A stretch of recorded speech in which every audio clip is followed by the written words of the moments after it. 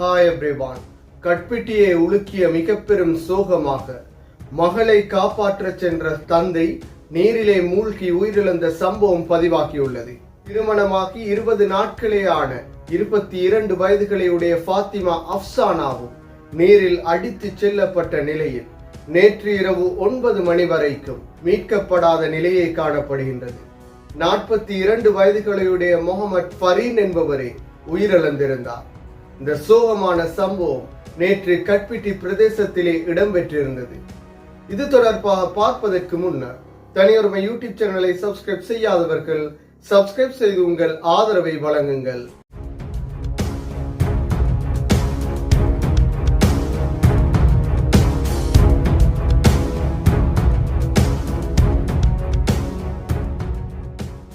நேற்று குடும்பம் உறவினர்கள் என 8 பேர் கலாவோயா கங்கேவாடி ஆற்று பகுதியிலே குளிப்பதற்காக இயந்திர படகில் சென்றுள்ளனர்.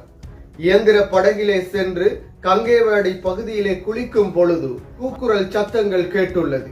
அதன் பின்னர் முகமது ஃபரீன் என்பவர் அவதானித்த பொழுது தனது மகள் ஆற்றிலே அடித்து செல்லப்படுவதை அவதானித்துள்ளார். தனது மகளை காப்பாற்றுவதற்காக ஆற்றிலே குதித்து மகளையும் காப்பாற்றியுள்ளார். அதன் பின்னர் மகளுடன் ஆற்றிலே குளித்த தனது உறவுக்கார இளம் பெண்ணும் அடித்து செல்லப்பட்டுள்ளார். அவரையும் காப்பாற்றுவதற்காக ஆற்றிலே முகமது ஃபரீன் குதித்துள்ளார். என்றாலும் முகமது ஃபரீன் ஆற்றிலே அடித்து செல்லப்பட்டு உயிரிழந்த சோகமே ஏற்பட்டிருந்தது.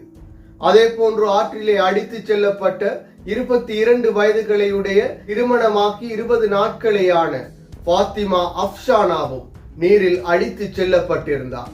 என்றாலும் நேற்று இரவு 9 மணி வரைக்கும் மீட்பு பணிகள் தொடர்ந்திருந்தாலும் இரவு 9 மணி வரைக்கும் ஃபாத்திமா அஃப்சானா மீட்கப்படாத நிலையே காணப்பட்டது.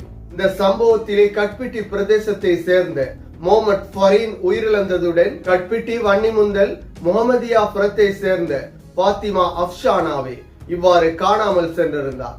இவருடைய கணவரும் நீரில் அடித்து செல்லப்பட்ட நிலையில் அவர் மீட்கப்பட்டு வைத்தியசாலையில் அனுமதிக்கப்பட்டு சிகிச்சை பெற்று வருகின்றார்.